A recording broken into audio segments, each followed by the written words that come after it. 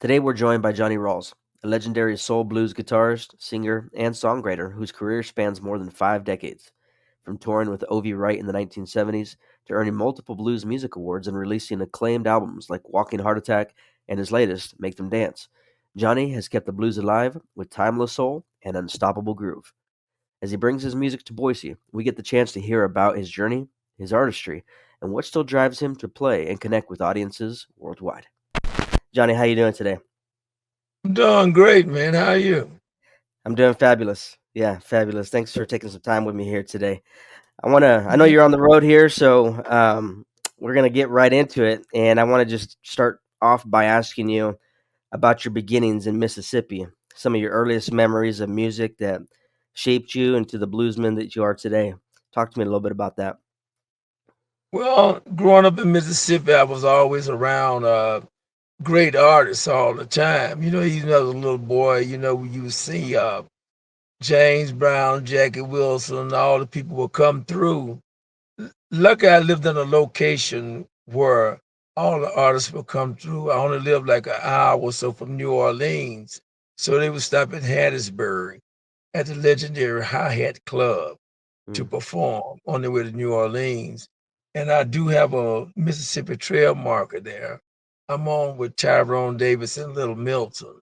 mm, So it's a spot that you had to stop through, the Hi mm. Hat Club in Hattiesburg, Mississippi, on your way to New Orleans. So I got a chance to see a lot of those people passing through and got a chance to play with a lot of them as I became 16 years old. Mm. Yeah, so early on then, so really young, getting influenced by, so quote unquote legends in the game had to have been pretty impactful for you. What are those experiences, especially a little bit later on when you got to rub elbows with, legends like Ovi Wright and little Johnny Taylor? How did that experience teach you about life on the road and soul blues performances? Oh, well, it taught me a lot, traveling with those guys, learning how to how to be well grown and make sure you have a great show to make sure those guys back then made sure that their dress was impeccable, their hair was fixed, their nails were manicured, their shoes were polished, and they made sure the band was groomed and everything is total opposite now. Huh. You can't tell a musician from a hobo, from a person on the street. So Yeah. they're actually on stage like that. Uh-huh. They're actually on stage like that. But that's the way I came up, and it was a great time. It was a great experience being with little Johnny Taylor, James, Carl, Otis Clay.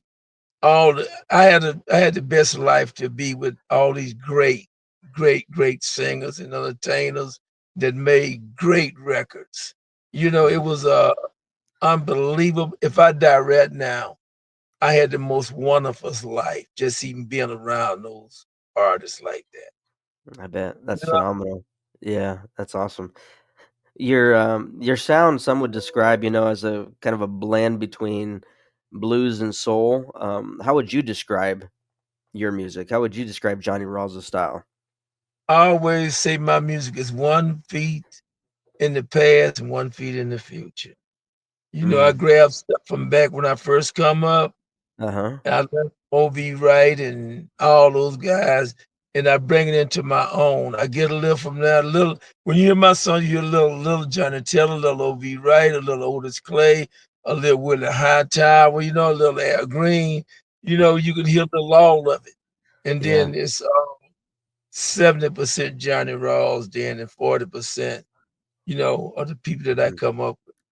Yeah. So how do you determine what you mix in a live performance set? Does it change every time, or is it something you stick with from It start to changed. finish? It changed. I could sing the same song every night and I could think about a little Johnny Teller. I could put a little Johnny Teller in there. I could like my song Red Cadillac. I'm sure you heard Red Cadillac Uh-huh. before. I Yeah. could put a little Bobby Blue Bland. I could put a little Johnny Teller in there. I could put a little OV Wright in there. You know what I mean? So Uh-huh. I have memories of flashbacks of that, and I could put a little in there. Nice, Yeah. nice. So when you are connecting with audiences, because you have been praised for your live shows being kind of a mixture of intimate and electrifying. What's your approach to connecting with an audience live? Well, I just try to rock them, man. I don't do no bunch of slow stuff. I like to try to rock them. You know Yeah. what I'm saying? Uh huh. I don't believe I go through a whole show and probably won't do one slow song. Yeah. Yeah. Okay. But I got Gotcha. this new record I'm working on that I'm trying on the audience that they really like. I haven't recorded. It's called Mobile, Alabama, about Mm, a girl I met in Mobile named Hattie Lee. mm, So I'm working on that now. A slow blues okay. called actually called Mobile, Alabama. Or maybe called Hattie Lee, you Mm, know. But it's mm-hmm. it's working out well. It's working out well. Yeah. Well, that reminds me of the inspiration maybe that you come across in order to write your songs. Like, where does your inspiration come from when you are penning something new? It's just like right now. A while back, I had a writer's block. But right now, songs are just flowing out of me like by the second. Really? You know, they're Uh, flowing out of me not by the minute. They're just flowing out every day. They're just flowing out, man. huh. The writer's block is gone. They just let the gates are open. Yeah. What do you Songs come attribute that to? life, life, man. You Yeah. know what I mean? I attribute to life, and it's life. I'm Mm-hmm. feeling good, and I'm a lucky man. Matter of fact, I had to have him call I'm a lucky man, but I'm a lucky man to live the life that I live. Very few people get a chance to do what they really want to do in life because they Right. think they go through the process of, going to school, going to college, marry, get the white picket fence, you know what I mean, and then die. You know what I'm Yeah. saying? Uh I huh. just love going to different countries, different cities, seeing my friends, making new fans. It's the most wonderful life that I Mm, could have. yeah. And speaking of that, because you travel extensively, right? And so you're constantly on the road. But you seem to enjoy it tremendously from the sounds of it. It doesn't seem like it burns you out or anything like that. You kind of get fueled by it. Oh no, I get energized, man. You know what I mean? Uh Like huh. I've been coming to Boise, man, 25 or 30 years, and I got everywhere I go, it's like a homecoming. Yeah. They'll be glad to see me. They come, they be glad to see me. I'll be glad to see them. Mm-hmm. It's a good thing. Yeah. Well, speaking of Boise, let's jump into that. You're going to be stopping here in Boise September 7th, and you're going to be joined by Jeff Engelbert. Let's talk about that little collaboration, if we could, and kind of what's exciting you most about stopping again here in Boise outside of the fact that it's a familiar stomping ground for you. Well, Jeff and his band, man, they're great. First of all, I enjoy playing with them, and they know all my material from my new songs to my old songs, and they're great artists, great band themselves. And Mm-hmm. so I just love seeing all my old friends and fans there in Boys. Yeah. Yeah. What's one of the things that fans could expect from coming and seeing you on that date if they've never witnessed Johnny Rawls before? Let's say maybe they've listened to Red Cadillac and that's about the totality of their experience with you. What would they expect to hear? They're gonna leave with a smile on their face. They're Yeah. gonna dance a hole in their shoes. Mhm. Their soul gonna be rejuvenated. They're gonna go like, "Wow, I I enjoyed this so much." That's what they gonna say. So we Yeah. gonna shut so Nice. yeah. I believe it. Yeah, I believe it. I want to rewind it back for just a second and talk about two albums specifically that you've released. 2023, Walking Heart Attack. 2025, Make Them Dance.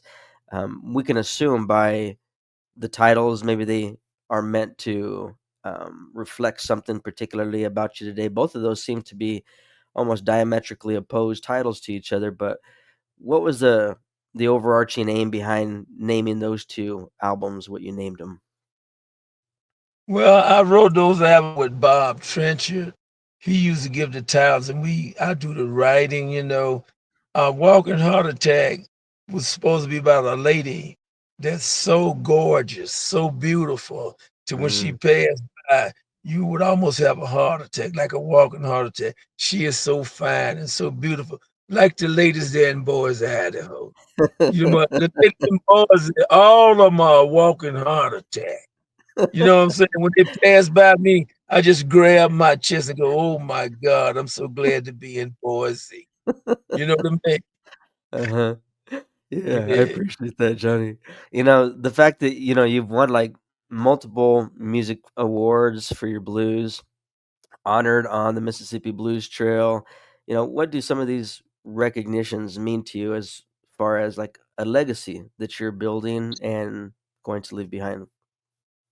Well, the most important award to me is not the soul album of the year, the blues album of the year.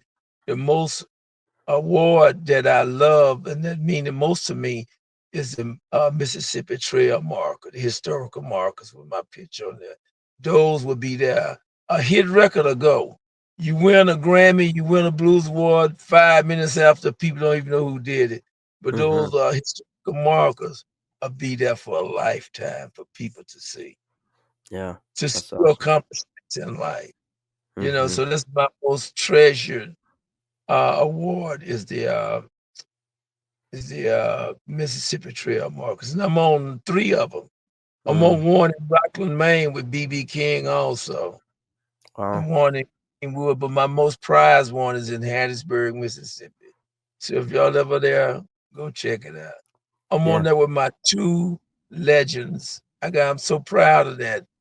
I idolized Tyrone Davis and Little Milton coming up, and now I'm on a historical marker with them myself. So that's Mm. my most prized possession right there. Yeah. That's a huge milestone for sure. If you could give some advice to a young musician that's listening to this or coming up in 2025, what would that be? After all these decades, I know you've accumulated a ton, so it's kind of a loaded question, but what kind of advice would you give an aspiring musician that's coming up in this day? Don't try it. Don't try it, man. But this is what I'm gonna tell them, and I hope they listen really good. It's not what you think it is. If you're gonna do this, you got to dedicate your whole life to this. I've Mm, been doing this 57 years, man. You know what I mean? I started out traveling. You got to travel, travel, travel. The young people think, well, if I get an agent, if I get a record company, and then they get behind me, I'll be this big star. It don't work like that. mm, You got to hit, it ain't but one way, and that's the highway. You got to mhm. hit the road. You got to put out records. You got to go make fans all over the world. And no one's going to help you do that but you. Right. Mm, So when you go to spending all your time looking for an agent, looking for a record label, looking for a publicist, and all that, they don't want you. They mm, want somebody already out there that they can make money off of that's popular. mm. They're just like Gordie and the Blowfish, right? Right.